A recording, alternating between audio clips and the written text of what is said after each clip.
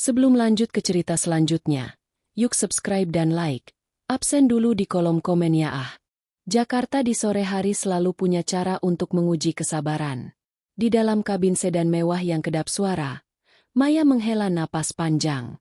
Pendingin udara yang berembus lembut sama sekali tidak mampu mendinginkan hatinya yang gelisah karena jadwal rapat yang bergeser. Ia melirik jam tangan berlapis emas putih di pergelangan kirinya. Pukul 5 sore. Di luar sana, langit mulai berubah warna menjadi jingga tembaga, memantul di kaca-kaca gedung pencakar langit yang angkuh. Sebagai direktur operasional di salah satu perusahaan logistik terbesar di ibu kota, waktu adalah komoditas paling berharga bagi Maya. Namun, sore ini, kemacetan total di kawasan lampu merah Senen memaksanya untuk diam. Ia mengalihkan pandangan keluar jendela, menatap kerumunan orang di trotoar yang bergegas pulang. Matanya kemudian tertuju pada sesosok pria di pinggir jalan. Awalnya, pria itu hanyalah bagian dari latar belakang kumuh kota, seorang pemungut barang bekas dengan karung goni besar yang tersampir di bahu kirinya. Ia memakai kaos yang warnanya sudah tidak bisa lagi didefinisikan, robek di bagian lengan, dan celana kain yang penuh tambalan. Topi rimba yang sudah luntur menutupi sebagian wajahnya yang kusam oleh debu jalanan. Pria itu membungkuk, memungut sebuah botol plastik kosong dari dalam selokan kering, lalu memasukkannya ke dalam karung dengan gerakan yang lambat dan tampak sangat lelah. Jantung Maya tiba-tiba berdegup kencang secara tidak wajar. Ada sesuatu yang sangat akrab dari cara pria itu berjalan. Sedikit pincang di kaki kanan, sebuah cedera lama akibat kecelakaan motor 10 tahun lalu. Tidak mungkin, bisik Maya pada dirinya sendiri. Tangannya yang memegang ponsel mulai gemetar. Ia menurunkan kaca mobilnya sedikit, membiarkan udara panas dan asap knalpot menyeruak masuk, merusak wangi parfum mahal di dalam kabin. Ia ingin memastikan penglihatannya. Pria itu kini bergerak mendekati trotoar tepat di samping mobil Maya. Saat pria itu menyeka keringat di dahinya dengan punggung tangan yang kasar dan hitam, wajahnya terlihat jelas. Dunia Maya seolah berhenti berputar. Pria itu adalah Aris. Laki-laki yang 7 tahun lalu menjadi dunianya. Laki-laki yang dulu selalu mengenakan setelan jas custom made, yang aromanya adalah campuran antara kayu cendana dan kekuasaan. Aris, pria yang dulu dengan angkuhnya berdiri di depan pintu rumah besar mereka, melemparkan koper Maya ke aspal, dan berkata dengan suara sedingin es. "Pergi dari sini, Maya. Kamu hanya beban. Aku sudah punya Siska. Dia punya segalanya yang tidak kamu miliki. Jangan pernah injakan kakimu di rumahku lagi." Kenangan itu menghantam Maya seperti gada besi. Rasa sakit, hinaan, dan air mata yang ia telan selama bertahun-tahun kembali bergejolak di dadanya. Setelah pengusiran itu, Maya berjuang dari nol, tidur di kontrakan sempit, bekerja sebagai buruh kasar, hingga akhirnya ia berhasil membangun kerajaan bisnisnya sendiri. Ia telah bersumpah untuk melupakan Aris, menguburnya dalam-dalam di liang lahat masa lalu. Namun sekarang, takdir menempatkan raja yang dulu menghancurkannya itu tepat di depan matanya, dalam kondisi yang lebih rendah daripada seorang pengemis. Aris tampak sangat kurus. Tulang pipinya menonjol, dan janggutnya yang berantakan sudah mulai memutih meski usianya belum genap 40 tahun. Ia tidak melihat ke arah mobil Maya. Matanya hanya tertuju pada aspal, mencari sisa-sisa plastik yang bisa ditukar dengan beberapa keping uang receh. "Ibu, lampu sudah hijau," tegur sopir pribadi Maya lembut, memecah lamunan pahitnya. Maya tersentak. Di depannya, deretan kendaraan mulai bergerak maju. Namun, matanya tetap terpaku pada spion samping, menatap sosok Aris yang semakin mengecil di kejauhan, masih sibuk mengais sampah di antara hiruk-pikuk kota. Ada sebuah dorongan aneh di hati Maya. Separuh dari dirinya ingin tertawa terbahak-bahak, meneriakkan kata, "Karma," tepat di wajah pria itu. Ia ingin Aris tahu bahwa wanita yang dulu dia usir tanpa sepeser pun uang kini sedang duduk di kursi empuk mobil seharga miliaran rupiah, sementara dia sendiri membusuk di jalanan. Namun, separuh hatinya yang lain merasakan perih yang menyesakkan. Ada gumpalan pertanyaan yang tiba-tiba muncul. Bagaimana mungkin Aris yang jenius dalam bisnis bisa jatuh sekeras ini? Kemana perginya rumah mewah itu? Kemana perginya Siska? Wanita yang katanya adalah segalanya? Pak, putar balik di depan. Perintah Maya tiba-tiba. Tapi Bu, rapat dengan klien dari Singapura. Batalkan. Bilang saya ada urusan keluarga yang sangat mendesak. Putar balik sekarang. Suara Maya meninggi, penuh otoritas yang tak terbantahkan. Sopirnya segera bermanuver di tengah padatnya arus lalu lintas. Maya mengepalkan tangannya kuat-kuat hingga kukunya memutih. Ia tidak tahu apa yang sedang ia lakukan. Yang ia tahu, ia tidak bisa membiarkan babak baru ini dimulai tanpa jawaban.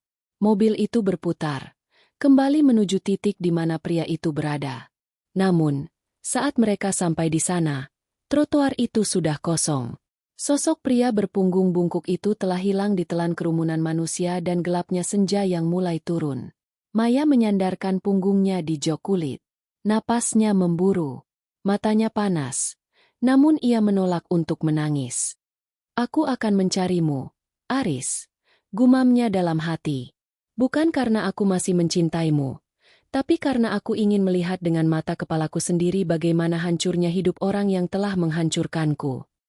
Ia tidak tahu bahwa pencariannya ini akan membawanya pada sebuah rahasia besar yang akan meruntuhkan seluruh kebencian yang telah ia bangun selama 5 tahun terakhir.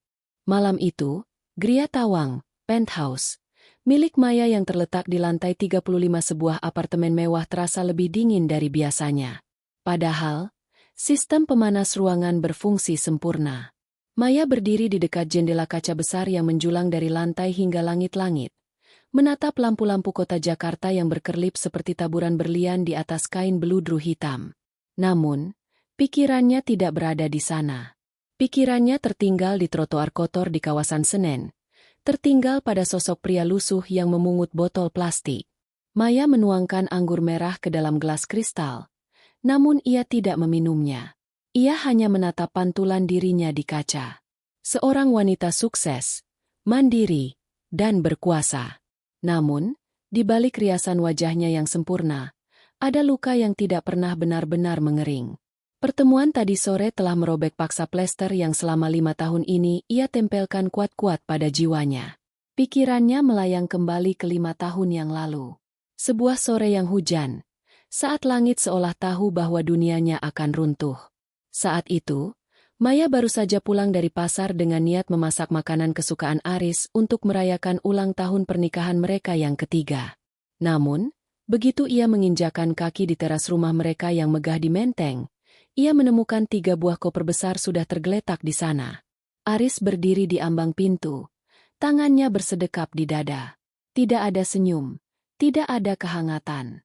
Hanya ada tatapan dingin yang belum pernah Maya lihat sebelumnya. Apa ini, Mas? Tanya Maya dengan suara bergetar, menjatuhkan kantong belanjaannya hingga jeruk-jeruk berserakan di lantai. Itu barang-barangmu. Maya, kamu harus pergi dari sini. Sekarang, jawab Aris tanpa nada. Maya tertawa getir, mengira itu hanya lelucon kasar. Kamu bercanda, kan? Mas, aku masak rendang kesukaanmu. Ayo masuk, di luar dingin. Namun, Aris justru melangkah maju dan menepis tangan Maya saat wanita itu mencoba menyentuh lengannya. Aku tidak bercanda. Aku sudah bosan denganmu. Kamu hanya wanita rumahan yang tidak punya nilai tambah bagi posisiku. Aku butuh seseorang yang setara, seseorang yang bisa membantuku naik lebih tinggi. Dan aku sudah menemukannya. Siska jauh lebih segalanya dibanding kamu. Kalimat itu seperti sembilu yang menyayat jantung Maya. Kolega bisnis Aris yang memang cantik, ambisius, dan berasal dari keluarga konglomerat. Tapi Mas, aku istrimu.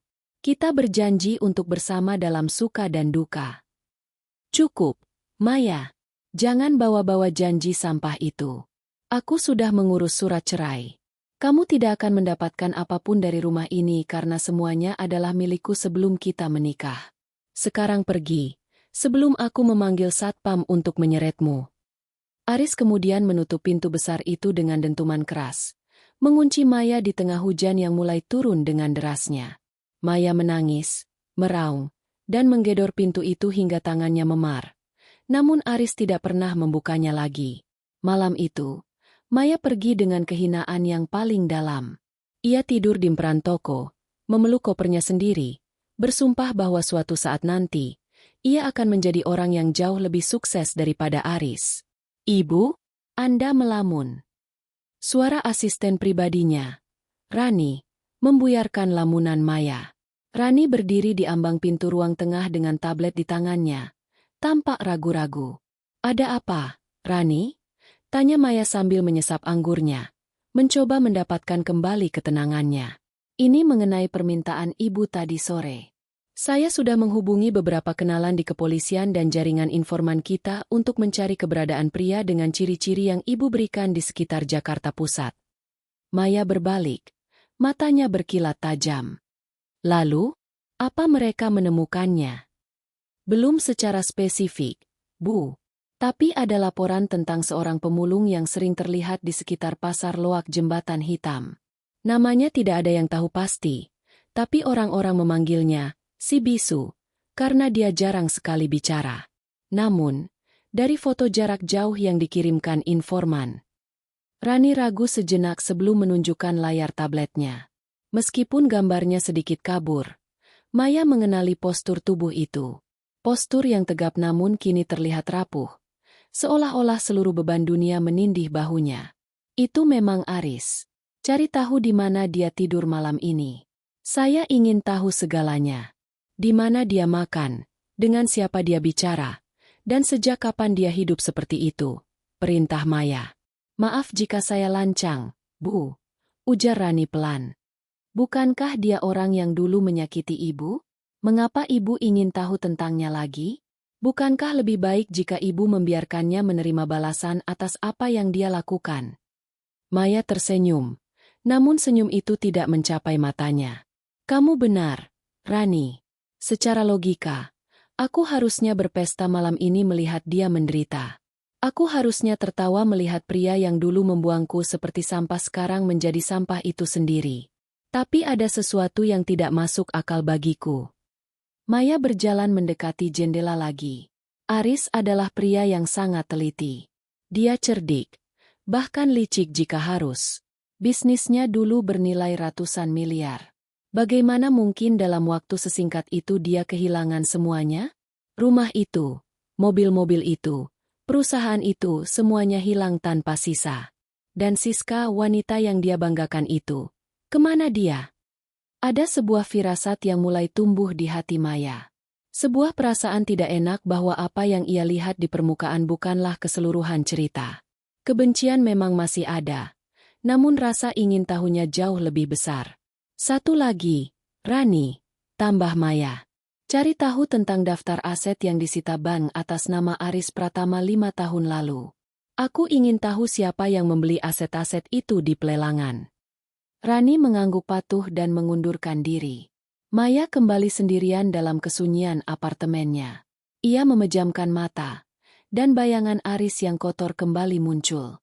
Ia ingat bagaimana dulu tangan Aris yang halus sering mengelus rambutnya sebelum tidur. Kini, tangan itu mungkin penuh dengan luka dan kapalan karena mengais tempat sampah. Ada kepuasan aneh yang ia rasakan, sebuah rasa menang yang dulu ia dambakan. Namun, di sudut hatinya yang paling gelap, ada rasa sakit yang berdenyut. Sebuah luka lama yang ternyata tidak pernah benar-benar sembuh, melainkan hanya tertutup oleh tumpukan harta dan ambisi. "Aku akan menemukan jawabanmu, Aris," gumam Maya pada kegelapan malam. "Dan jika benar ini adalah karma, aku akan memastikan aku berada di barisan terdepan untuk menonton kehancuranmu sampai akhir."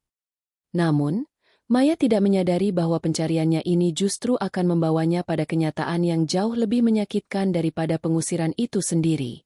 Sebuah kenyataan yang akan membuatnya mempertanyakan segala hal yang ia percayai selama 5 tahun terakhir. Pagi itu, Jakarta diselimuti mendung tipis. Maya tidak mengenakan setelan blazer Armani atau sepatu hak tinggi low boutin kesayangannya. Ia memilih celana jeans gelap, jaket hoodie kebesaran, dan topi bisbol yang ditarik rendah hingga menutupi sebagian wajahnya. Ia meninggalkan mobil sedannya di garasi dan memilih menggunakan mobil operasional kantor yang biasa saja agar tidak mencolok. Rani telah memberikan koordinat terakhir di mana Si bisu terlihat di sebuah kawasan kumuh di pinggiran rel kereta api yang membelah Jakarta Timur. Maya memarkir mobilnya agak jauh dari lokasi, lalu mulai berjalan kaki. Bau pesing, sampah yang membusuk, dan asap dari pembakaran ban menyambut indranya. Ia sempat merasa mual, namun tekadnya lebih kuat. Di sana, di antara deretan gubuk yang terbuat dari triplek dan spanduk bekas partai, ia melihatnya.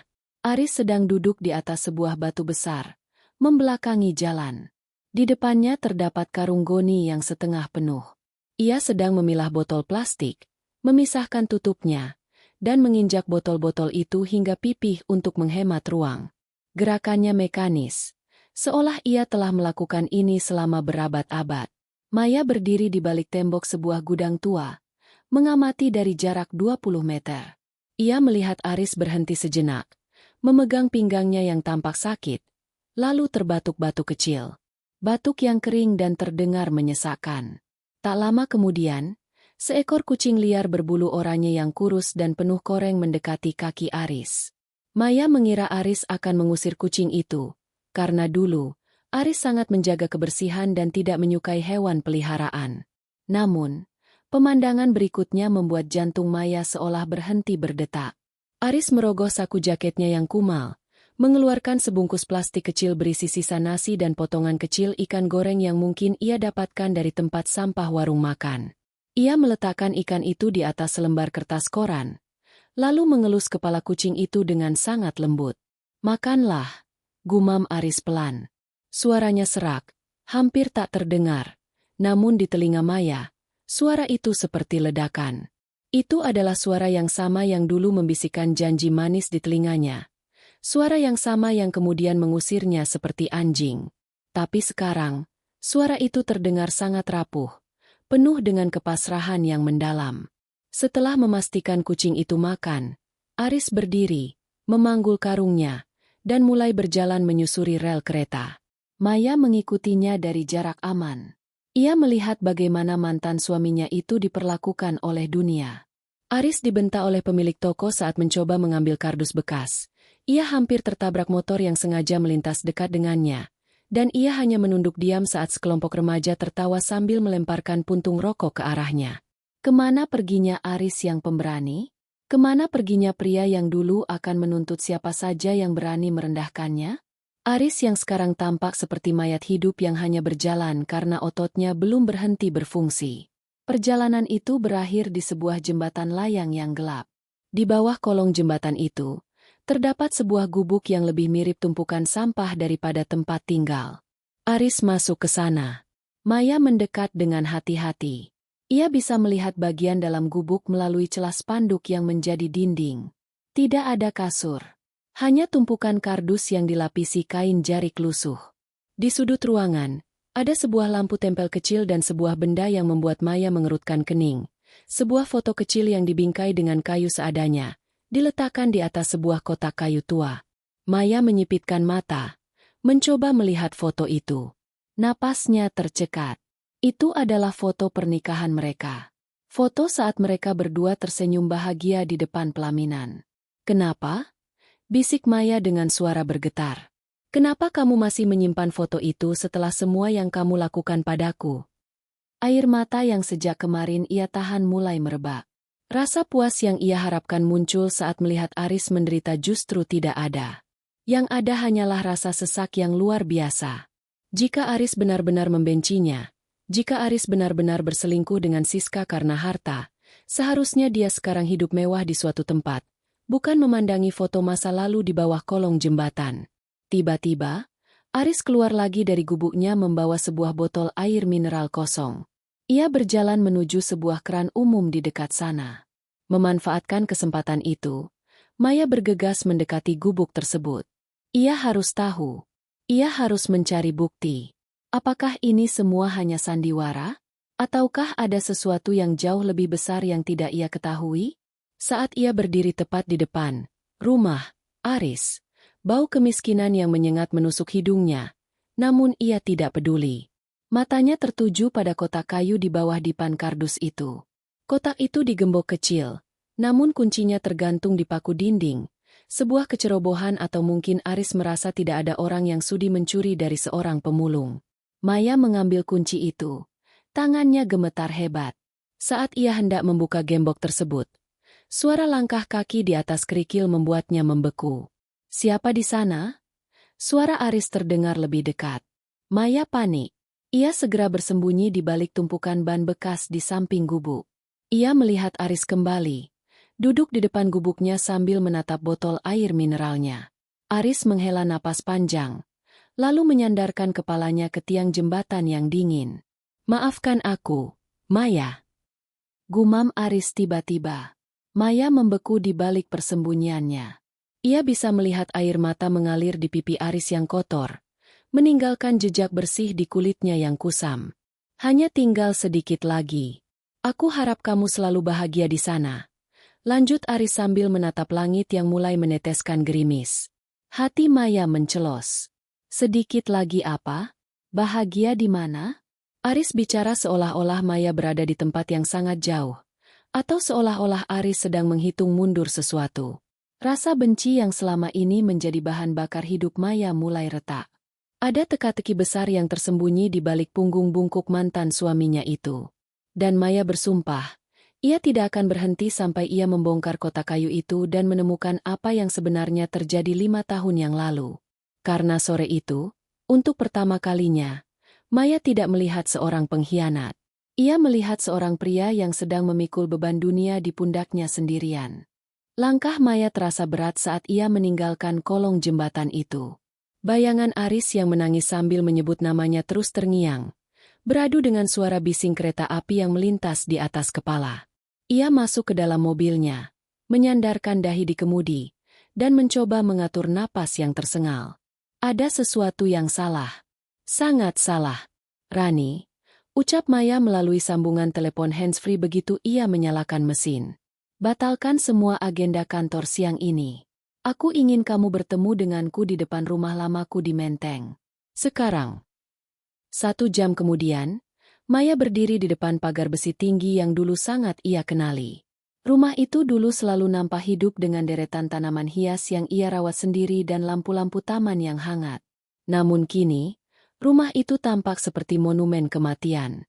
Cat putihnya sudah mengelupas, tanaman merambat liar menutupi sebagian jendela, dan yang paling mencolok, ada papan kuning kusam dari bank yang menyatakan bahwa aset tersebut disita dan dalam pengawasan. Rani datang tak lama kemudian, membawa map berisi dokumen-dokumen yang diminta Maya sebelumnya. "Ibu, saya sudah mendapatkan data awal mengenai penyitaan ini," ujar Rani sambil menyerahkan lembaran kertas. "Rumah ini disita tepat 3 bulan setelah ibu meninggalkan tempat ini. Bukan karena gagal bayar cicilan biasa, tapi karena Aris Pratama menjadikan rumah ini sebagai jaminan hutang darurat kepada pihak ketiga." Maya mengernyitkan dahi. Hutang darurat? Untuk apa? Perusahaan Aris saat itu sedang di puncak kejayaan. Dia baru saja memenangkan tender pembangunan pelabuhan di Kalimantan. "Itu dia masalahnya, Bu." Rani menunjuk sebuah grafik di dokumen tersebut. Secara resmi, perusahaan itu memang terlihat jaya. Tapi secara internal, ada aliran dana keluar dalam jumlah fantastis, miliaran rupiah setiap minggunya, yang dikeluarkan secara tunai. Aris Pratama mengosongkan rekening pribadinya dan rekening perusahaan hanya dalam waktu 1 bulan. Maya terdiam. Kemana uang itu pergi? Apakah untuk Siska? "Saya juga berpikir begitu awal mulanya," sahut Rani. "Tapi hasil penelusuran menunjukkan bahwa Siska justru menggugat Aris tak lama setelah rumah ini disita. Siska menuduh Aris melakukan penipuan karena menjanjikan investasi yang ternyata kosong. Sepertinya, Siska meninggalkan Aris bukan karena dia selingkuh, tapi karena Aris mendadak miskin dan tidak bisa lagi memberikan kemewahan yang Siska inginkan." Pusing mulai mendera kepala Maya. Jika Aris tidak memberikan uang itu pada Siska, lalu untuk apa dia mengosongkan semua hartanya hingga jatuh melarat? Dan mengapa dia harus berpura-pura selingkuh agar Maya pergi? "Rani, siapa sahabat terdekat Aris dulu?" Seseorang yang tetap ada di sampingnya saat semua orang menjauh. "Hanya ada satu nama, Bu. Pak Baskoro." mantan supir pribadi sekaligus orang kepercayaan Aris. Kabarnya, dia sekarang membuka bengkel kecil di daerah pinggiran Bekasi. Tanpa membuang waktu, Maya memacu mobilnya menuju alamat yang diberikan Rani. Setelah melewati ganggang sempit, ia menemukan sebuah bengkel motor sederhana. Di sana, seorang pria paruh-baya dengan pakaian penuh oli sedang memperbaiki sebuah mesin tua. "Pak Baskoro," sapa Maya pelan. Pria itu mendongak. Matanya yang mulai rabun menyipit, lalu membelalak lebar. "Ibu, Ibu Maya." Baskoro segera mengelap tangannya dengan kain lap kumal dan mempersilakan Maya duduk di kursi plastik. Wajahnya tampak sedih sekaligus lega melihat Maya. "Saya sudah lama menunggu hari ini, Bu. Saya yakin Ibu akan datang mencari tahu suatu saat nanti," ujar Baskoro dengan suara parau. "Pak Bas, tolong jujur padaku. Apa yang terjadi pada Aris? Kenapa dia jadi pemulung? Dan kemana semua uang itu?" tanya Maya tanpa basa-basi. Baskoro menghela napas panjang. Tatapannya menerawang jauh. "Ibu tahu kan, saat itu ayah Ibu, Pak Hendrawan, terlibat masalah besar." Maya tertegun. "Ayah? Ayah memang bilang bisnis ekspornya sedang turun. Tapi dia bilang semuanya terkendali sebelum dia meninggal serangan jantung 6 bulan setelah aku diusir Aris." Baskoro menggeleng pelan. "Itu yang Ibu tahu." Kenyataannya, Pak Hendrawan terjebak dalam sindikat pinjaman gelap untuk menutupi kerugian perusahaan. Beliau berhutang pada orang-orang yang sangat berbahaya. Jumlahnya bukan miliaran lagi, tapi puluhan miliar.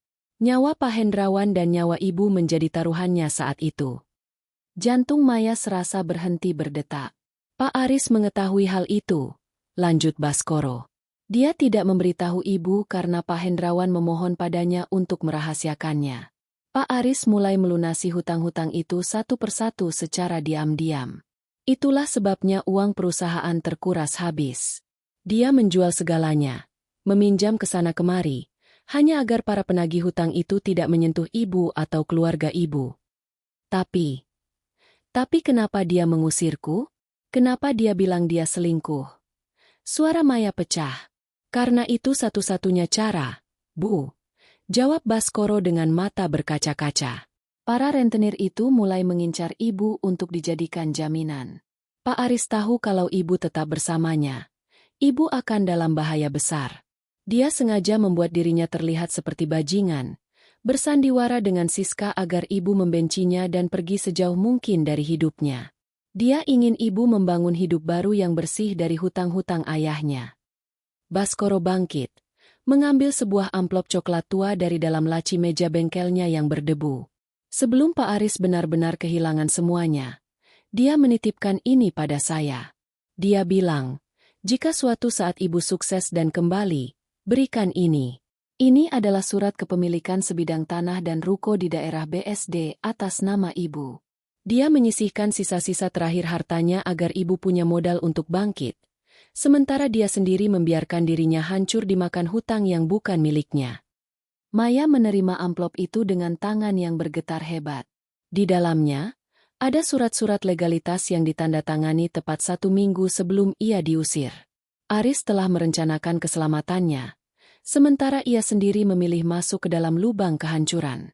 Lalu kenapa dia tidak pernah mengatakannya padaku bahkan setelah ayah meninggal? Tangis Maya pecah. Dia terlalu malu, Bu. Dia merasa sudah gagal menjadi suami yang bisa melindungi Ibu tanpa harus menyakiti Ibu. Dan dia mengidap sakit paru-paru kronis sejak tidur di jalanan. Dia hanya ingin melihat Ibu bahagia dari jauh, tanpa ingin menjadi beban bagi Ibu yang sudah sukses sekarang. Maya memeluk amplop itu erat-erat di dadanya. Rasa benci yang ia pelihara selama 5 tahun runtuh seketika, berganti dengan rasa bersalah yang menghujam sedalam lautan. Ternyata, selama ini ia membenci malaikat pelindungnya sendiri. Keluar dari bengkel Pak Baskoro, dunia di mata Maya seolah kehilangan warnanya. Informasi tentang pengorbanan Aris dan hutang ayahnya terasa seperti palu godam yang menghantam fondasi hidup yang ia bangun dengan susah payah. Namun, ada satu potongan teka-teki yang masih mengganjal, Siska. Wanita yang dulu ia maki dalam doa-doa malamnya. Wanita yang ia yakini sebagai perusak rumah tangganya. Jika semua itu adalah sandiwara, sejauh mana Siska terlibat? Maya harus memastikannya. Ia tidak bisa hanya mendengar dari satu sisi. Ia perlu melihat wajah wanita itu dan menanyakan langsung, bagaimana rasanya menghancurkan reputasi seseorang demi sebuah peran? Rani, cari posisi Siska sekarang. Perintah Maya melalui telepon. Suaranya tidak lagi bergetar karena sedih, melainkan dingin karena tekad. Aku tahu dia sudah tidak sekaya dulu, tapi wanita seperti dia tidak akan pernah mau hidup di gang sempit. Pencarian itu tidak memakan waktu lama. Siska, yang dulu merupakan sosialita kelas atas, kini tinggal di sebuah apartemen kelas menengah di pinggiran Jakarta Barat. Karirnya di dunia bisnis rupanya merosot tajam setelah namanya terseret dalam beberapa kasus sengketa lahan yang gagal ia menangkan tanpa sokongan dana dari Aris. Maya sampai di lobi apartemen tersebut tepat saat senja mulai tenggelam. Ia tidak membuat janji. Ia langsung menuju unit yang disebutkan Rani. Ketika pintu apartemen terbuka, seorang wanita dengan daster sutra dan wajah yang tampak lebih tua dari usianya muncul. Itu Siska. Riasan matanya tebal, seolah mencoba menutupi kelelahan hidup. Siska tertegun melihat Maya. Gelas anggur di tangannya hampir terlepas. Maya, untuk apa kamu kesini? Mau pamer kesuksesanmu? Sindirnya dengan nada ketus yang masih sama seperti dulu. Aku kesini bukan untukmu, Siska. Aku kesini untuk kebenaran, ujar Maya sambil melangkah masuk tanpa diundang. Siska mendengus, menutup pintu, lalu bersandar di meja makan yang penuh dengan tumpukan majalah lama. Kebenaran apa lagi? Kamu sudah menang, kan? Kamu jadi pengusaha sukses, sementara aku aku bertahan hidup. Kenapa kamu setuju bersandiwara dengan Aris 5 tahun lalu? Tanya Maya tajam, langsung ke inti masalah. Tawa sumbang keluar dari mulut Siska. Ia menenggak anggurnya hingga tandas. Oh, jadi kamu sudah tahu? Siapa yang membocorkannya? Baskoro si supir setia itu. Jadi itu benar? Kamu tidak pernah benar-benar menjalin hubungan dengan Aris? Siska berjalan mendekati jendela, membelakangi Maya. Aris itu pria paling bodoh yang pernah aku kenal. Maya. Dia mendatangiku dengan sisa-sisa uang perusahaannya yang tinggal sedikit. Dia memohon. Bayangkan, seorang Aris Pratama memohon di depanku, agar aku berpura-pura menjadi selingkuhannya. Siska berbalik. Matanya berkilat penuh kebencian sekaligus kekaguman yang aneh. Dia membayarku untuk menghina kamu di depan umum. Dia membayarku agar aku terlihat seperti wanita jahat yang merebutnya darimu. Dia bilang, buat Maya membenciku sampai dia tidak mau melihat wajahku lagi. Dan aku? Tentu saja aku terima. Saat itu aku butuh modal untuk proyekku. Maya merasa mual. Hanya karena uang? Kamu menghancurkan hidupku hanya karena uang. Bukan hanya uang, Maya. Aku juga ingin melihat apakah pria semulia dia benar-benar ada. Aku mencoba merayu Aris secara nyata. Kamu tahu? Saat kamu sudah pergi, aku mencoba masuk ke tempat tidurnya. Aku menawarkan diri untuk benar-benar mendampinginya mengelola sisa asetnya. Siska tertawa pahit. Tapi tahu apa yang dia lakukan? Dia mengusirku. Dia bilang, tugasmu sudah selesai, Siska. Pergi dari rumah ini. Aku tidak ingin ada wanita lain di rumah tempat aku dan Maya pernah bahagia. Maya terduduk di kursi. Dadanya sesak. Bayangan Aris yang kedinginan di bawah jembatan kembali muncul. Dia pria bodoh, Maya. Lanjut Siska. Suaranya kini melunak. Hampir terdengar seperti bisikan penyesalan. Dia memberikan ruko dan tanah di BSD itu padamu lewat pengacara rahasia. Kan? Dia sengaja membuat dirinya bangkrut total agar para penagih hutang ayahmu tidak mengincarmu. Dia bilang padaku, kalau aku tidak punya apa-apa lagi, mereka tidak akan bisa memeras siapa-siapa. Maya akan aman karena dia sudah bukan istriku lagi secara hukum. Dia memberikan segalanya. Gumam Maya dengan air mata yang mulai mengalir. Ya, segalanya. Termasuk harga dirinya. Terakhir kali aku melihatnya sekitar 2 tahun lalu di pengadilan saat penyitaan aset terakhir. Dia terlihat kurus dan batuk-batuk. Aku menawarkan bantuan sedikit uang, tapi dia menolak. Dia bilang, "Jangan pernah hubungi Maya. Biarkan dia percaya aku adalah bajingan. Itu lebih baik daripada dia tahu aku adalah pecundang yang tidak bisa melindunginya dengan cara yang benar." Siska menatap Maya dengan tatapan kosong. "Kamu tahu, Maya? Seumur hidup aku mencari pria yang mencintaiku seperti itu. Tapi aku tidak pernah menemukannya. Dan kamu memilikinya. Tapi kamu membencinya selama 5 tahun." Kata-kata Siska seperti tamparan keras di wajah Maya. Rasa puas yang ia rasakan karena melihat Aris menderita kini berubah menjadi rasa jijik pada dirinya sendiri. Ia merasa menjadi wanita paling buta di dunia.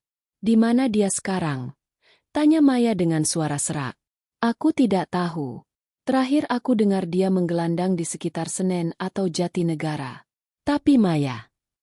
Siska menjeda, menatap Maya dengan serius. "Kesehatan Aris tidak baik. Dulu saat dia bekerja siang malam demi melunasi hutang ayahmu, dia sering mengabaikan makannya. Jangan kaget jika kamu menemukannya dalam kondisi yang tidak terbayangkan." Maya tidak mendengarkan kata-kata terakhir Siska. Ia berlari keluar dari apartemen itu, mengabaikan lift yang penuh sesak dan lebih memilih menuruni tangga darurat. Pikirannya hanya tertuju pada satu tempat, kolong jembatan gelap di pinggir rel kereta api. Ia harus sampai di sana. Ia harus memeluk pria yang ia sebut bajingan itu. Ia ingin berteriak pada dunia bahwa Aris Pratama bukan seorang pengkhianat, melainkan pahlawan yang memilih untuk mati di jalanan agar istrinya bisa hidup di istana. "Tunggu aku, Mas," bisik Maya di balik kemudi mobilnya yang melaju kencang membelah kemacetan Jakarta. "Tolong, bertahanlah sedikit lagi."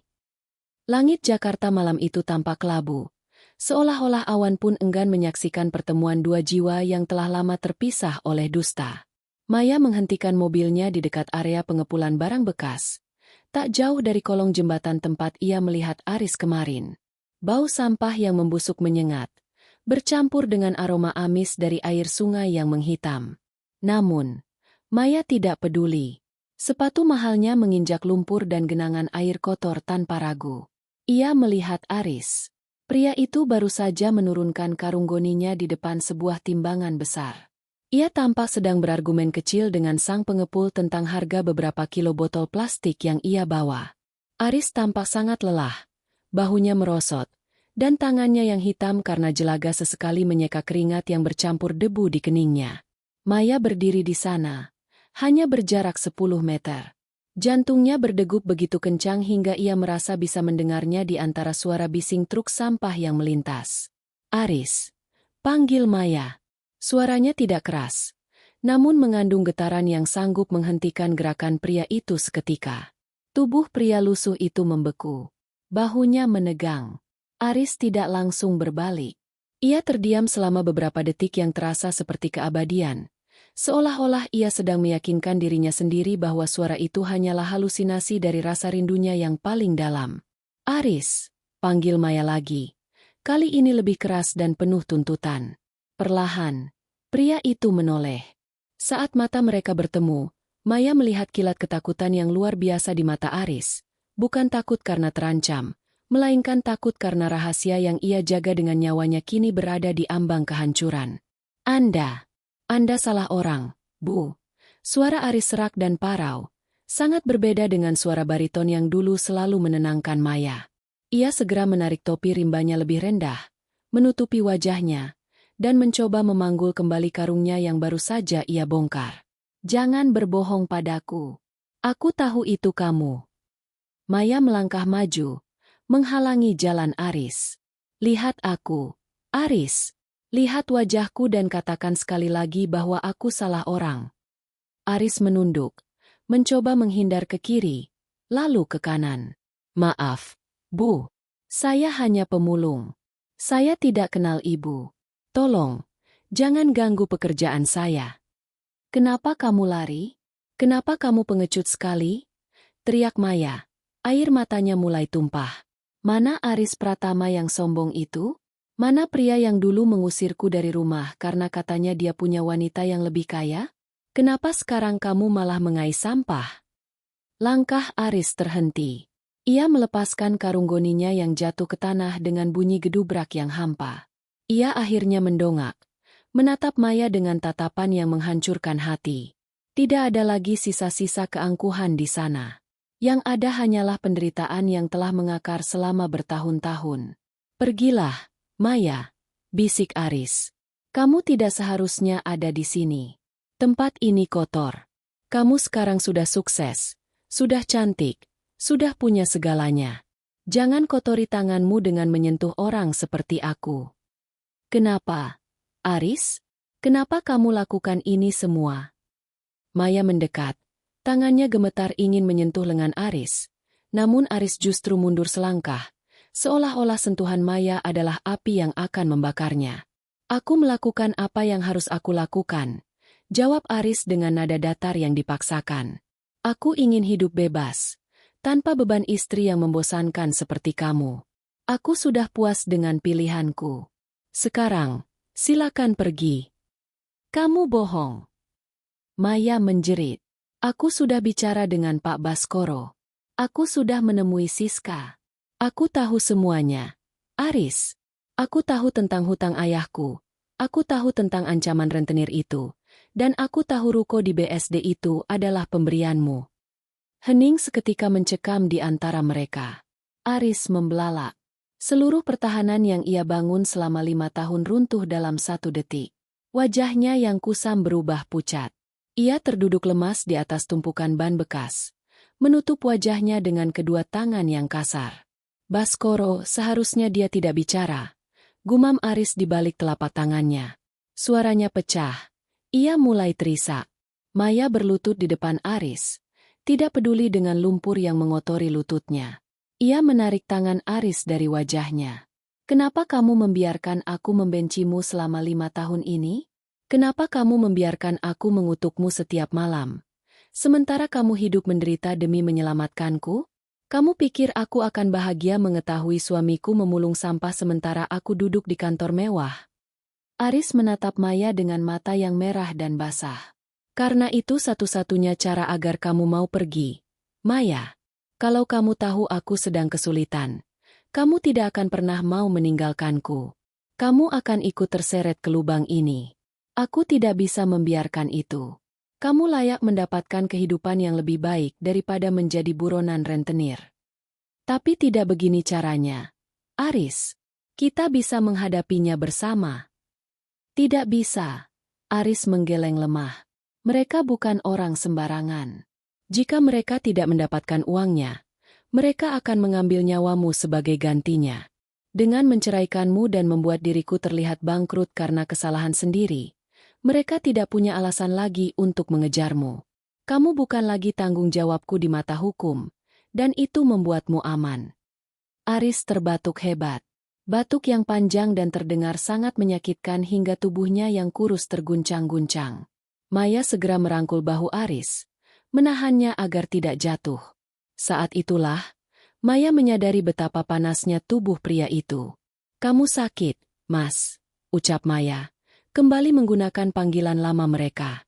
Hanya flu biasa, dalih Aris sambil mencoba menjauh. Maya, dengarkan aku.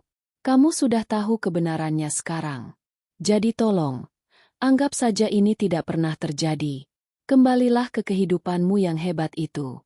Biarkan aku menyelesaikan sisa waktuku di sini. Aku sudah tenang melihatmu baik-baik saja. Tidak. Tegas Maya sambil menghapus air matanya dengan kasar.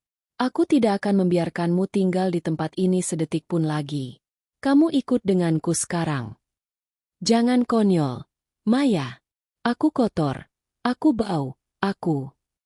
Aku tidak peduli. Potong Maya. Ia berdiri dan mencoba menarik lengan Aris dengan paksa. Selama 5 tahun aku membangun kesuksesanku karena ingin membuktikan padamu bahwa aku bisa hidup tanpamu. Tapi sekarang aku tahu, semua kesuksesanku itu dibangun di atas pengorbananmu. Kamu ikut denganku, atau aku akan ikut tinggal di kolong jembatan ini bersamamu. Aris menatap Maya dengan pandangan tak percaya. Di mata wanita itu, ia tidak melihat rasa jijik, melainkan cinta yang selama ini ia kira telah ia bunuh dengan tangannya sendiri. Namun, di tengah ketegangan itu, Aris kembali terbatuk, dan kali ini, ada noda merah darah di telapak tangan yang digunakannya untuk menutup mulut. Maya menjerit tertahan. Ia menyadari bahwa waktu Aris mungkin tidak banyak lagi. Aris jatuh pingsan sesaat setelah bercak darah itu terlihat di telapak tangannya. Maya, dengan bantuan Pak Baskoro yang ternyata diam-diam mengikuti dari kejauhan, segera membawa Aris ke sebuah klinik swasta kecil namun bersih. Maya ingin membawa Aris ke rumah sakit besar, namun Pak Baskoro mencegahnya. Pak Aris punya ketakutan luar biasa pada administrasi resmi, Bu. Dia takut keberadaannya tercium oleh orang-orang masa lalu yang masih mencarinya, bisik Baskoro. Setelah memastikan Aris ditangani dokter dan dalam kondisi stabil di bawah pengaruh obat tidur, Maya tidak bisa duduk diam. Ada sebuah dorongan yang sangat kuat untuk kembali ke kolong jembatan itu. Ia teringat gubuk kecil tempat Aris tinggal. Ia teringat kotak kayu yang terkunci di bawah dipan kardus. Malam semakin larut saat Maya kembali ke kolong jembatan. Kali ini, suasana terasa lebih mencekam. Suara tikus yang berlarian di antara tumpukan sampah dan deru kereta api yang sesekali lewat menciptakan simfoni kemiskinan yang menyayat hati. Maya menyalakan senter dari ponselnya, menerangi jalan setapak berlumpur menuju gubuk Aris. Gubuk itu sangat kecil, mungkin hanya berukuran 2 kali 2 meter. Begitu masuk, aroma apak dan lembab menyapa indranya. Maya berlutut di atas lantai tanah yang dilapisi plastik bekas spanduk. Ia merogoh ke bawah dipan yang terbuat dari tumpukan kardus tebal. Tangannya menyentuh permukaan kayu yang kasar. Ia menarik kotak itu keluar. Kotak itu berat. Maya teringat kunci yang ia lihat tergantung di paku dinding tadi sore. Ia mencarinya, dan beruntung, kunci kecil itu masih di sana. Dengan tangan gemetar, ia memasukkan kunci ke lubang gembok yang sudah berkarat. Klik! Gembok terbuka. Maya menarik napas panjang sebelum membuka tutup kotak tersebut. Di dalamnya tidak ada emas atau permata. Isinya adalah tumpukan kertas, beberapa buku catatan kecil, dan sebuah bungkusan kain jari. Maya mengambil tumpukan kertas paling atas. Itu adalah rekam medis. Matanya menyapu barisan istilah kedokteran yang dingin, tuberkulosis miliar dan indikasi kerusakan fungsi hati. Tanggalnya menunjukkan bahwa Aris sudah didiagnosa sejak 3 tahun lalu. Air mata Maya jatuh menetes di atas kertas itu. Aris sakit parah, dan selama ini dia berjuang sendirian di tengah debu jalanan tanpa pengobatan yang layak. Di bawah rekam medis, Maya menemukan sebuah map plastik. Di dalamnya terdapat salinan akta jual beli dan sertifikat tanah. Maya tertegun melihat nama yang tertera di sana. Bukan hanya ruko di BSD. Ternyata Aris juga telah membeli sebuah rumah kecil atas nama ibu kandung Maya di Yogyakarta, serta polis asuransi pendidikan untuk adik bungsu Maya. Kamu memberikan segalanya, Aris. Kamu benar-benar tidak menyisakan apapun untuk dirimu sendiri. Isak Maya. Maya kemudian mengambil sebuah buku catatan kecil bersampul hitam yang sudah lusuh. Ia membukanya secara acak. Itu adalah buku harian Aris. 14 November 2021 hari ini, aku melihat Maya di televisi. Dia memenangkan penghargaan pengusaha muda terbaik. Dia terlihat sangat cantik dengan gaun merah itu. Aku menangis di warung kopi saat melihatnya. Aku gagal menjadi suaminya. Tapi aku berhasil menjauhkannya dari maut. Maafkan aku, Maya, jika saat itu aku harus memakimu dengan kata-kata kasar. Hatiku hancur setiap kali aku melihat air matamu jatuh di aspal rumah kita. Maya menutup mulutnya, berusaha menahan tangis agar tidak meledak. Ia membalik halaman lagi. 2 Juni 2023 batukku semakin parah. Terkadang ada darah. Aku tidak berani ke rumah sakit karena mereka pasti akan meminta KTP. Dan aku tidak ingin jejakku terlacak. Aku harus bertahan. Sedikit lagi. Aku harus memastikan cicilan asuransi adiknya lunas tahun depan. Setelah itu, jika Tuhan mau menjemputku, aku sudah siap. Di bagian paling bawah kotak, Maya menemukan bungkusan kain jari. Saat ia membukanya, ia menemukan sebuah gaun. Itu adalah gaun sederhana berwarna biru muda yang dulu Maya pakai saat kencan pertama mereka. Gaun yang Maya pikir sudah dibuang atau hilang saat pengusiran itu. Ternyata, Aris menyimpannya. Di dalam lipatan gaun itu, ada sebuah surat bersegel yang ditujukan untuknya. Untuk Maya, jika suatu saat aku sudah tidak ada. Maya tidak sanggup membuka surat itu sekarang. Jiwanya terasa terkoyak-koyak. Ia memeluk gaun biru itu erat-erat. Baunya bukan lagi parfum Aris yang dulu, melainkan bau debu dan kepedihan. Namun bagi Maya, itu adalah aroma cinta yang paling murni yang pernah ia rasakan. Tiba-tiba, senter ponselnya menangkap sesuatu di sudut kotak yang tersembunyi. Sebuah amplop kecil berwarna kuning dengan logo sebuah bank swasta tempat Maya bekerja dulu. Di dalamnya ada sebuah flash disk dan secarik catatan pendek. Bukti asli manipulasi hutang ayahmu oleh sindikat. Simpan ini. Ini adalah nyawamu. Maya menyadari bahwa Aris tidak hanya membayar hutang itu, tapi dia diam-diam mengumpulkan bukti untuk menjatuhkan orang-orang yang telah menjerat ayah Maya. Aris telah melakukan perang gerilya sendirian melawan orang-orang berbahaya selama 5 tahun, sambil menyamar sebagai pemulung agar tetap tidak terlihat. Kamu bukan sekadar menyelamatkanku, Aris, bisik Maya di tengah kegelapan gubuk. Kamu adalah pelindungku yang paling sunyi. Maya segera mengemasi barang-barang itu kembali ke dalam kotak. Ia tahu ia tidak bisa berlama-lama di sini. Jika Aris bangun, ia harus ada di sampingnya. Ia harus memberitahu Aris bahwa sandiwara ini sudah berakhir. Bahwa sekarang adalah gilirannya untuk menjadi pelindung bagi suaminya yang telah hancur demi dirinya. Saat Maya keluar dari gubuk sambil mendekap kotak kayu itu, ia melihat bayangan seseorang berdiri di kejauhan, di balik pilar jembatan. Seseorang yang tampak sedang mengawasi gubuk Aris. Maya segera bergegas menuju mobilnya, menyadari bahwa meski hutang telah lunas, bahaya mungkin belum sepenuhnya hilang. Maya membawa Aris ke sebuah rumah aman di pinggiran kota, sebuah villa kecil milik perusahaannya yang letaknya tersembunyi dan tidak diketahui banyak orang. Di sana, seorang dokter pribadi telah menunggu untuk memberikan perawatan intensif. Aris masih belum sadar sepenuhnya. Wajahnya tampak damai namun sangat pucat di balik masker oksigen. Maya duduk di ruang tamu yang sunyi. Di depannya tergeletak kotak kayu yang ia ambil dari gubuk dan sebuah laptop yang menyala. Ia memasukkan flash disk kuning yang ia temukan. Tangannya masih sedikit gemetar. Ia tahu, apa yang ada di dalam benda kecil ini adalah kunci dari segala penderitaan yang mereka alami selama 5 tahun terakhir. Layar laptop menampilkan beberapa folder yang disusun dengan sangat rapi oleh Aris. Folder pertama berjudul, Bukti Aliran Dana Penipuan. Maya membukanya dan menemukan salinan kontrak-kontrak palsu yang ditandatangani oleh almarhum ayahnya, Pak Hendrawan.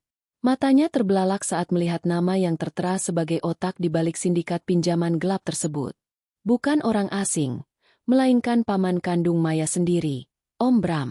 Adik laki-laki ayahnya yang selama ini selalu bersikap seolah-olah dia adalah pahlawan yang membantu mengurus pemakaman ayah Maya. Om Bram, desis Maya. Rasa mual menjalar di perutnya. Ia membuka folder kedua yang berisi rekaman suara. Maya mengeklik satu file audio yang diberi label, Pertemuan Gudang, 12 Juni 2020. Suara kresek-kresek terdengar. Lalu suara bariton Aris yang terdengar tegang muncul. Aku sudah melunasi 10 miliar minggu ini, Bram. Sekarang hapus nama Maya dari daftar jaminan kalian. Suara Aris dalam rekaman itu terdengar sangat lelah. 10 miliar baru bunga, Aris. Suara Om Bram terdengar tertawa licik. Kakakku itu bodoh. Dia menjaminkan seluruh nyawa keluarganya untuk bisnis yang sudah mati. Kalau kamu mau Maya selamat, kamu harus menyerahkan seluruh aset perusahaanmu padaku. Dan satu lagi, singkirkan dia. Aku tidak mau dia tahu bahwa pamannya yang memberikan pinjaman ini. Kalau dia tahu, aku tidak segan-segan menghabisinya. Jangan pernah sentuh dia. Aku akan berikan segalanya. Tapi biarkan dia pergi dariku agar dia tidak terseret masalah ini. Aku akan membuat dia membenciku. Jadi dia tidak akan pernah mencari tahu tentang hutang ini lagi. Jawab Aris dalam rekaman tersebut. Maya menutup mulutnya dengan tangan. Air mata mengalir tanpa henti. Ia teringat bagaimana Om Bram dulu sering datang ke kontrakan sempitnya setelah ia diusir, memberikan sedikit uang saku dan berkata, "Sabar ya, Maya. Aris memang pria jahat. Untung kamu punya paman." Ternyata, pria itu adalah iblis yang sedang menertawakan penderitaannya sambil menghisap darah suaminya. Flash disk itu juga berisi bukti-bukti bahwa Aris secara berkala menyetor uang kepada para penagih hutang Om Bram, hingga hartanya benar-benar habis. Aris dengan sengaja membiarkan dirinya jatuh melarat agar Om Bram merasa menang dan berhenti mengejar Maya. Aris menukar kehormatan, kekayaan, dan kesehatannya hanya untuk memastikan Maya tidak pernah tahu bahwa orang yang paling ia percayai adalah orang yang menghancurkan ayahnya. Maya bangkit berdiri. Dadanya terasa sesak oleh amarah dan penyesalan yang bercampur menjadi satu. Ia berjalan menuju kamar tempat Aris dirawat. Di sana, Aris mulai sadar. Matanya yang cekung perlahan terbuka, menatap langit-langit kamar yang asing sebelum akhirnya beralih pada Maya. "Maya!" Bisiknya lemah. Suaranya hampir hilang di balik masker oksigen. "Kenapa aku di sini? Kamu harus pergi, bahaya." Maya duduk di tepi ranjang, menggenggam tangan Aris yang kasar dan penuh luka-luka kecil. "Bahayanya sudah berakhir, Mas. Aku sudah tahu semuanya. Aku sudah melihat isi flash disk itu. Aku sudah tahu tentang Om Bram." Tubuh Aris menegang sesaat. Lalu ia memalingkan wajahnya ke samping. Air mata jatuh dari sudut matanya yang lelah. "Maafkan aku. Aku tidak ingin kamu tahu. Aku ingin kamu tetap mengingat ayahmu sebagai orang hebat, dan pamanmu sebagai orang baik. Aku tidak ingin dunia yang kamu tempati penuh dengan pengkhianatan. Kenapa kamu memikul beban seberat itu sendirian, Mas?" "Isak Maya. Kamu membiarkan aku membencimu, membiarkan aku mencaci makimu setiap hari dalam hatiku, sementara kamu berjuang untuk nyawaku. Itu bukan cinta, itu penyiksaan diri." Aris menatap Maya kembali, sebuah senyum tipis yang tulus tersungging di bibirnya yang kering. "Bagiku, itu satu-satunya cara agar aku bisa mencintaimu tanpa membahayakanmu. Melihatmu sukses dari jauh adalah satu-satunya hal yang membuatku sanggup bertahan hidup di jalanan. Maya, setiap kali aku merasa tidak kuat lagi, aku hanya perlu mengingat wajahmu yang tersenyum di berita, dan rasa sakit ini hilang." Maya menangis hebat. Ia menundukkan kepalanya di dada Aris, mendengarkan detak jantung pria itu yang lemah namun tetap berjuang. "Kamu tidak akan kembali ke jalanan itu lagi, Mas. Aku akan menggunakan seluruh kekuasaan dan kekayaanku sekarang untuk menjebloskan Om Bram ke penjara. Dan aku tidak akan pernah melepaskanmu lagi. Aku sudah kotor, Maya. Aku sudah tidak punya apa-apa untuk diberikan padamu." Lirih Aris. "Kamu memberikan hidupmu padaku, Mas. Itu lebih dari cukup," tegas Maya. Malam itu, di bawah temaram lampu kamar, Maya berjanji pada dirinya sendiri. Kebenaran ini mungkin menghancurkan hatinya, tetapi juga memberinya tujuan baru. Ia tidak lagi mengejar kesuksesan untuk balas dendam, tetapi untuk keadilan.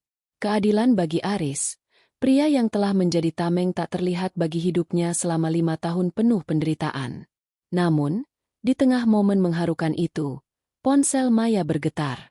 Sebuah pesan dari nomor tak dikenal masuk. "Aku tahu kamu membawanya, Maya. Jangan pikir dengan tahu kebenarannya kamu bisa menang.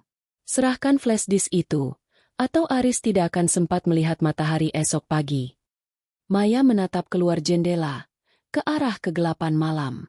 Musuh mereka sudah mulai bergerak, tapi kali ini, Maya tidak akan lari. Ia akan bertarung di samping pria yang telah mengorbankan segalanya untuknya. Ketegangan di villa itu mendadak memuncak setelah pesan ancaman dari Om Bram masuk. Maya berdiri tegak di samping ranjang Aris, menggenggam ponselnya hingga jemarinya memutih. Amarah yang selama ini ia arahkan pada orang yang salah kini menemukan sasarannya yang tepat. Namun, melihat Aris yang terbaring lemah dengan napas yang satu-satu, Maya tahu ia harus bermain cantik. Ia tidak boleh gegabah seperti ayahnya dulu. "Rani," panggil Maya melalui telepon dengan nada suara yang rendah namun penuh otoritas. "Aktifkan protokol pengamanan ketat di villa. Pindahkan tim hukum dan tim audit forensik kita ke sini sekarang juga. Dan satu lagi, Hubungi koneksi kita di kepolisian. Aku ingin Om Bram diawasi 24 jam. Tapi jangan lakukan penangkapan dulu. Aku ingin dia merasakan ketakutan yang sama seperti yang dirasakan suamiku selama 5 tahun ini. Setelah menutup telepon, Maya kembali ke sisi Aris. Pria itu tampak gelisah dalam tidurnya. Dokter pribadi Maya, Dokter Gunawan, masuk dengan wajah serius. Bu Maya, kondisi Pak Aris sangat kritis, ujar Dokter Gunawan pelan. Infeksi paru-parunya sudah menyebar, dan ada tanda-tanda gagal jantung akibat kelelahan fisik yang ekstrim selama bertahun-tahun. Dia bertahan hidup hanya dengan kekuatan tekadnya. Sekarang, saat dia merasa ibu sudah aman, tubuhnya seolah-olah mulai menyerah. Dada Maya terasa sesak. Ia menggenggam tangan Aris yang terasa dingin. Lakukan apa saja, Dok. Berapapun biayanya. Pindahkan peralatan medis tercanggih ke sini jika perlu. Dia tidak boleh pergi sekarang. Dia belum merasakan hasil dari pengorbanannya. Maya menghabiskan malam itu di samping Aris. Ia membuka buku catatan hitam yang ia ambil dari gubuk. Setiap kata yang tertulis di sana adalah sembilu yang menyayat hatinya. Aris menuliskan detail bagaimana ia harus menahan lapar selama 3 hari agar bisa menyisihkan uang untuk membayar cicilan asuransi adik Maya. Ia menuliskan betapa ia merindukan masakan Maya saat ia hanya bisa memakan sisa nasi bungkus yang sudah basi. Maafkan aku, Mas, maafkan aku.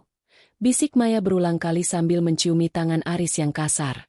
Ia teringat betapa dulu ia memandang rendah para pemulung di jalanan, tanpa pernah menyangka bahwa salah satu dari mereka adalah pahlawan yang menjaga nyawanya. Pagi harinya, sebuah mobil hitam mewah berhenti di depan gerbang villa. Itu adalah Om Bram. Dengan wajah tanpa dosa dan senyum palsu yang dulu selalu membuat Maya merasa terlindungi, pria itu melangkah masuk setelah melewati pemeriksaan ketat penjaga. Maya, keponakanku sayang, ujar Om Bram saat memasuki ruang tamu. Paman dengar kamu menemukan sampah itu dan membawanya ke sini? Kenapa kamu menyusahkan dirimu sendiri? Dia pria jahat yang sudah mengkhianatimu. Serahkan dia pada paman. Biar paman yang mengurusnya di panti sosial yang layak.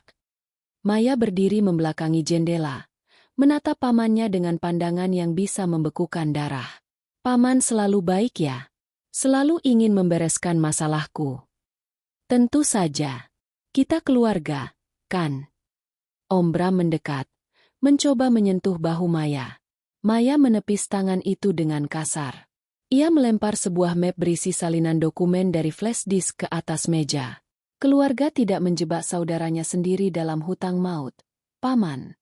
Keluarga tidak mengincar nyawa keponakannya sebagai jaminan. Dan keluarga tidak menghancurkan hidup seorang pria jujur, hingga dia harus memungut sampah di jalanan. Wajah Om Bram berubah seketika. Senyum palsunya luntur, digantikan oleh tatapan dingin dan licik yang selama ini ia sembunyikan. Jadi, Aris si bodoh itu benar-benar menyimpan buktinya? Aku meremehkannya. Aku pikir dia sudah terlalu hancur untuk berpikir jernih. Dia jauh lebih cerdas dan mulia daripada kamu, Bram, bentak Maya.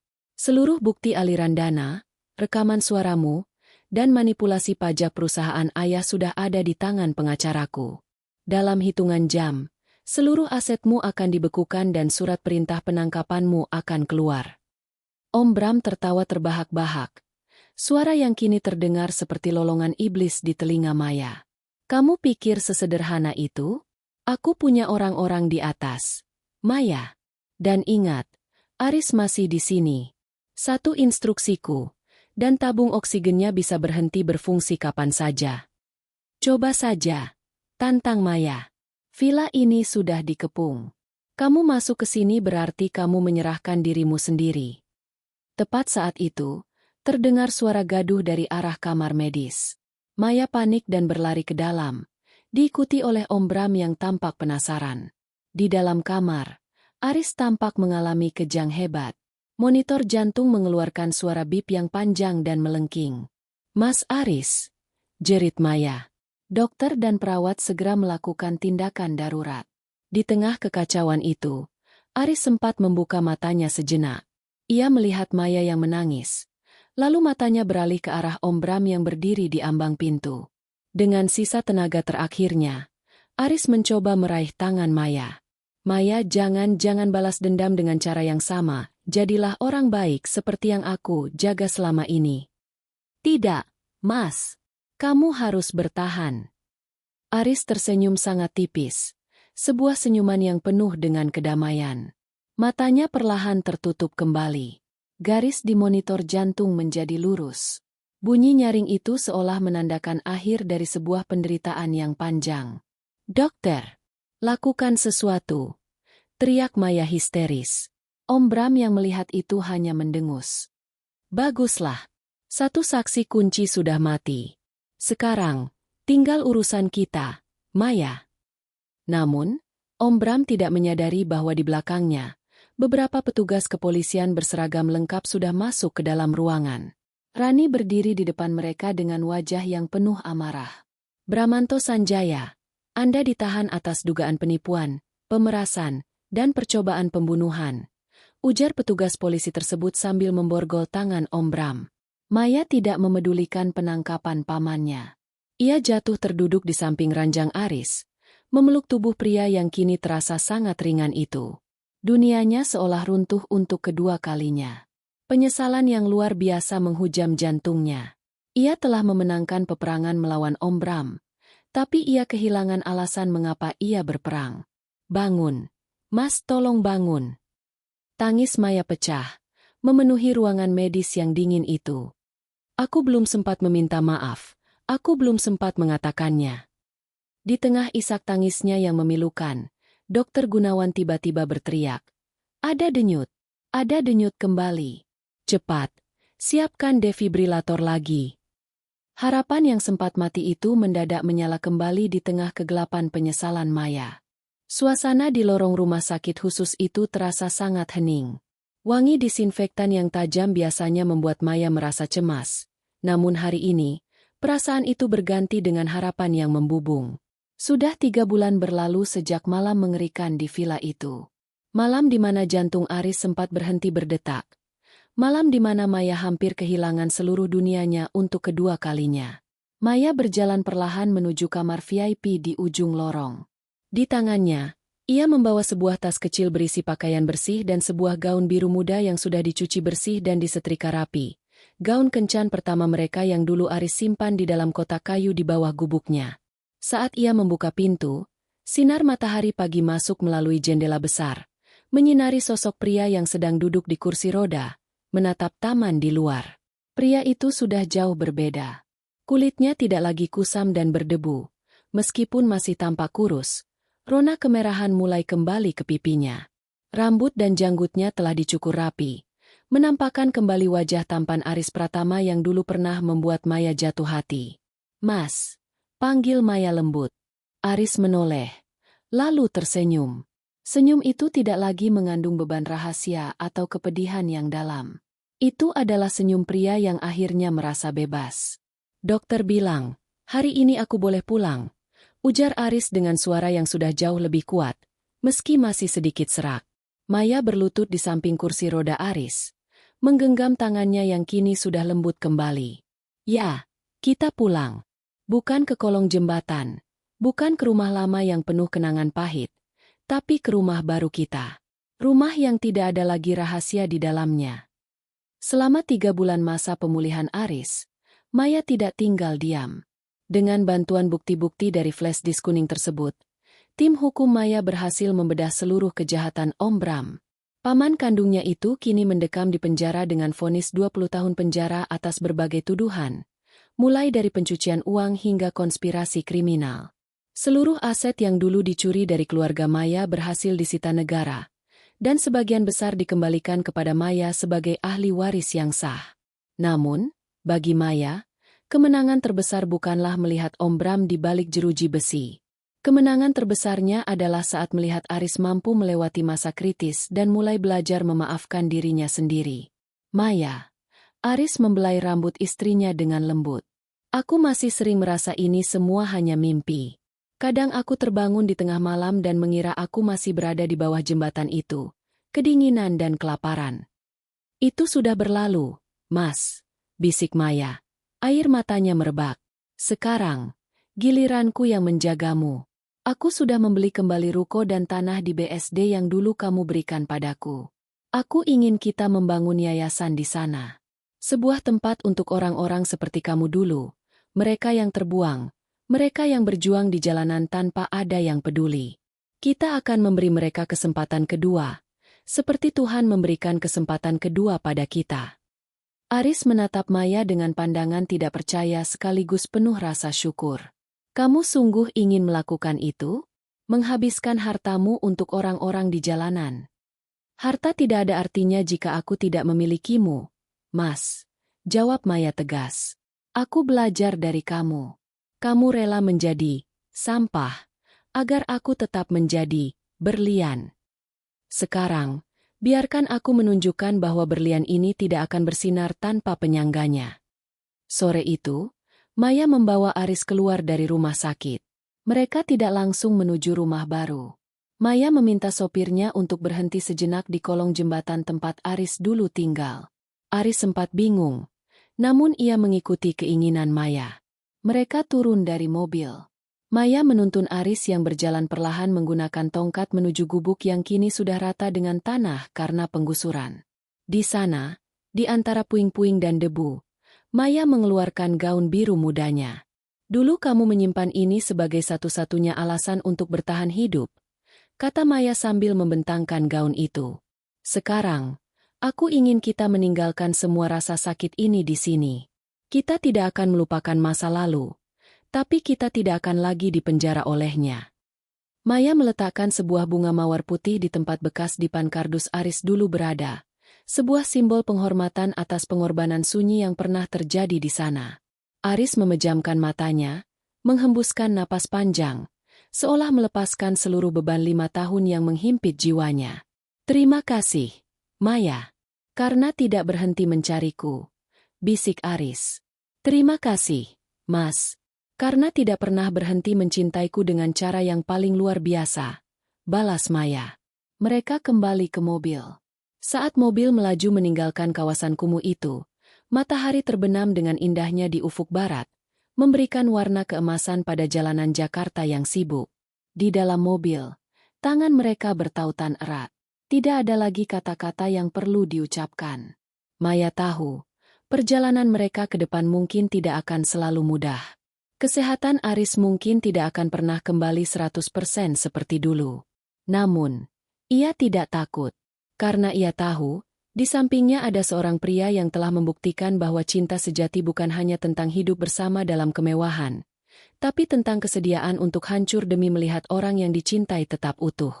Dan bagi Maya, itulah kebenaran yang paling indah dari segalanya. Ternyata di balik tumpukan barang bekas dan debu jalanan yang ia lihat waktu itu, tersimpan harta paling berharga dalam hidupnya yang hampir saja ia buang, ketulusan seorang suami. Tamat.